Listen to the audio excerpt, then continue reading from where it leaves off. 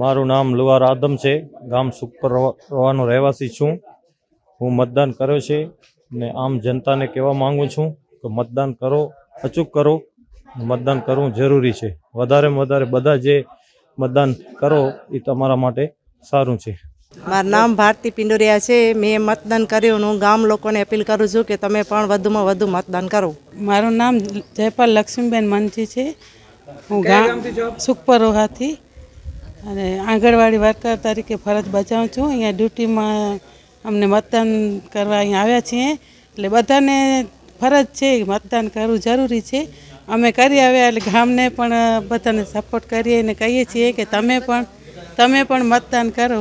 આજે જ્યારે લોકશાહીના પર્વની ઉજવણી આપણે સૌ કરી રહ્યા છીએ, જેના ભાગરૂપે આજે કચ્છની અંદર પણ મારા માદરે વતન સુખપર મધ્યે મેં આજે મતદાન કર્યું છે।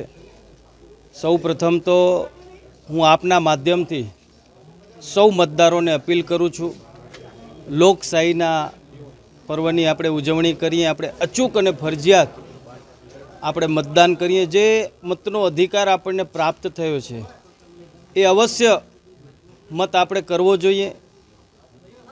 આ દેશના યશસ્વી વડાપ્રધાન શ્રી નરેન્દ્ર મોદી સાહેબના નેતૃત્વમાં જ્યારે ત્રીજી વખત આ દેશની અંદર સરકાર બનવા જઈ રહી છે, એના સહભાગી થવાનો અવસર આપણને સૌને પ્રાપ્ત થયો છે।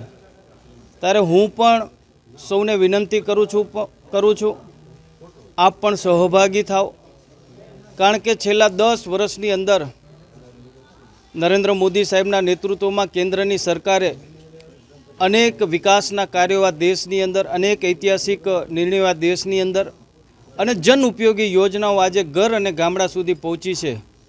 ત્યારે આવનાર આ 5 વર્ષની અંદર પણ તમારા બધાનો સાથ અને સહકાર દેશના યશસ્વી વડાપ્રધાન શ્રી નરેન્દ્ર મોદી સાહેબને મળે અને આપણે સૌ સાથે મળી કરીને આ નૂતન ભારતના નિર્માણની અંદર આપણે આપણો સહયોગ કરીએ અને 2047માં જ્યારે દેશના 100 વર્ષની આઝાદીની જ્યારે આપણે ઉજવણી કરતા હોઈએ, ત્યારે દેશ આ દુનિયાની અંદર સૌથી અગ્રેસર, આત્મનિર્ભર અને સ્વનિર્ભર દેશ બને, એના સહભાગી થવાનો અવસર જ્યારે આજે આપણને સૌને મળ્યો છે, ત્યારે મેં પણ આજે મતદાન કર્યું છે અને એ વાતનું મને ગૌરવ છે કે ત્રીજી વખત કચ્છની સેવા કરવાનો અવસર જ્યારે મને પ્રાપ્ત થયો છે, મને મળ્યો છે, ત્યારે હું સૌ કચ્છીઓને, મારા કચ્છ અને મોરબીની જનતાને હું હૃદયથી એમનો ધન્યવાદ કરું છું।